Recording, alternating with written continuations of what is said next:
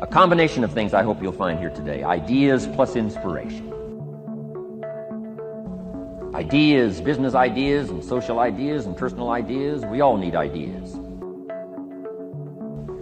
Right? How to have a good day ideas, how to have a good year ideas, how to have your best year ever ideas, good health ideas, personal relationship ideas, how to deal with your family ideas, sales management ideas, financial freedom for the future ideas. We all need good ideas. So today, I hope you gather up by notes and by what you can remember a lot of ideas.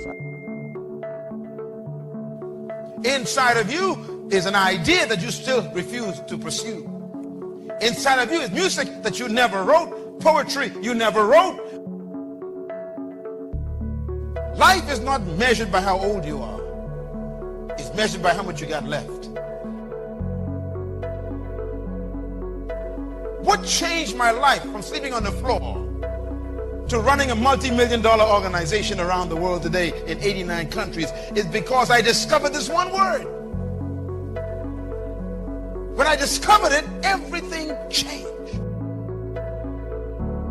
Sometimes all you need is just one more in a series of good ideas. And here's why. Ideas can be life-changing. It's like dialing the numbers into the lock, right? You got 5 or 6 numbers dialed into the lock. The lock still won't come open. But you don't need 5 or 6 more numbers. Maybe you just need one more.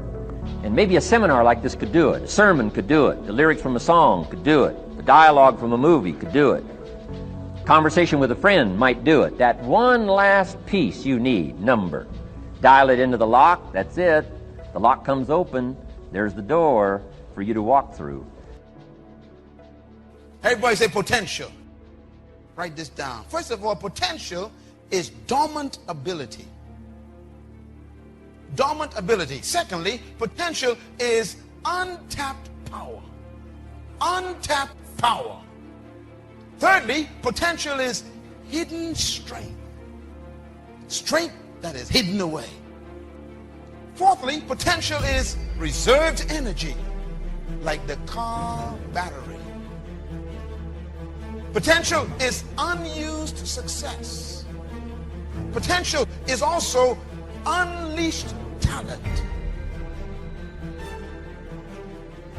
Potential is all you can do, but you haven't done yet. Potential is all you can become, but you haven't become it yet. Potential is a very strange concept. Potential is who you really are, but no one knows it yet. Here's what locks up the doors and the channels to receive more. Cynicism. That locks you away. That prevents you from learning more. Being a cynic about the past and the future. A cynic about the marketplace. Cynical about the people. Cynical about the institutions. Cynical about the setup. Cynical about yourself. Cynical about your chances. See, that locks away all the chance for stuff to flow your way. Einstein said that it takes 11 correct inputs to overcome one incorrect input. Don't ever forget it. And a lot of the things which go in our minds and in our children's minds, there's not a thing in the world but pure garbage. I would ask you to do this. Evaluate what you read and what you view. I'm going to make a statement. Every person write it down. Whatever you have done is no longer your potential.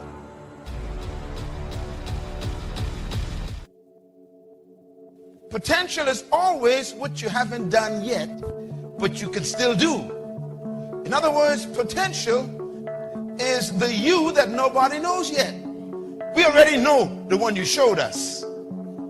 As a matter of fact, the greatness you are still to attain is trapped on the inside.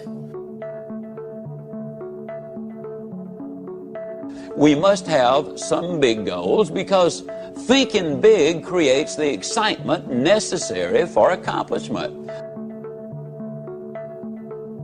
You've got to set some goals, because it's just as difficult to reach a destination you don't have as it is to come back from a place you've never been. Unless you have definite, precise, clearly defined goals, you will not realize the maximum potential that lies within you. Now, here's some steps you can take towards that end. First, identify your goals, and next, set a deadline for reaching them. Make a list of obstacles you have to overcome to reach your goals. Identify the people who can help you overcome those obstacles, and make a list of skills you have and those you need to achieve your goals, and then develop a plan.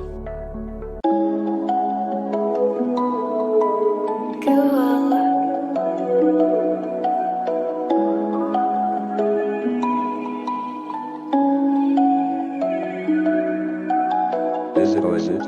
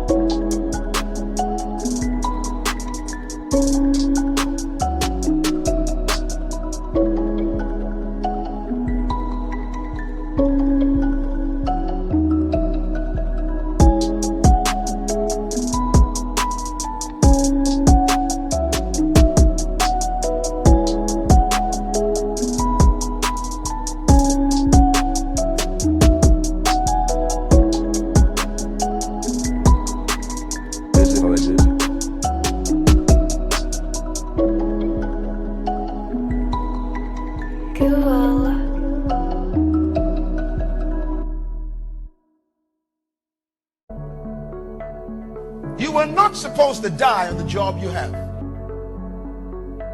As a matter of fact, write this down. The greatest enemy of progress is your last success. Don't ever trust what you've achieved. It will trap you. All of us have this idea that we can optimize many objectives. This. You can have many sub-goals, but you have to have one overriding way to optimize your life. If you don't, then your barometer will hit mediocrity.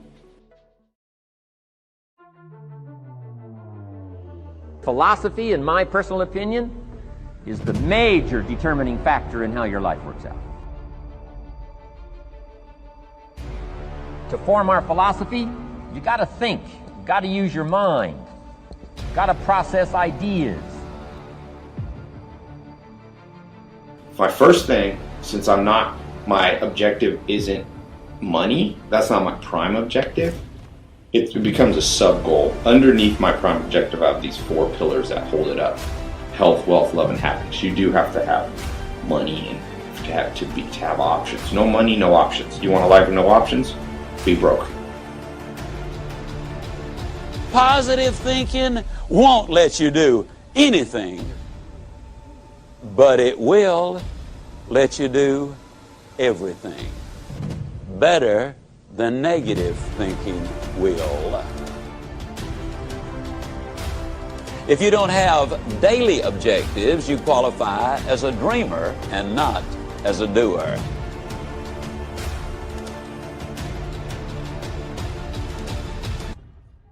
You see, if you want to reach your goal, you must see it, be able to smell, to touch, and to taste it.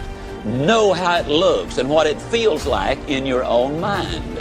Before you can reach that goal, you see, it is true that whether you think you can or think you can't, you are generally right.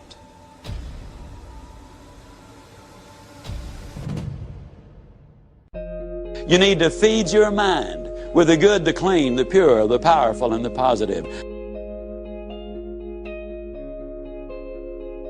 But we could clean the garbage up off your living room floor.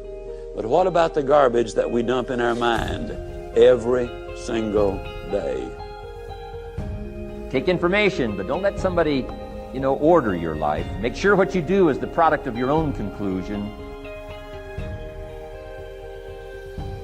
Evaluate it in this light. Will this really help me to accomplish my objectives in life? Or is this going to be a deterrent to me accomplishing my objectives in life? Remember, you're what you are and where you are because of what's gone into your mind. And you can change what you are, you can change where you are by changing what goes into your mind. You always should get better, but you could build what takes people 12 years, you could do in a year and a half. It falls your lot to be a street sweeper.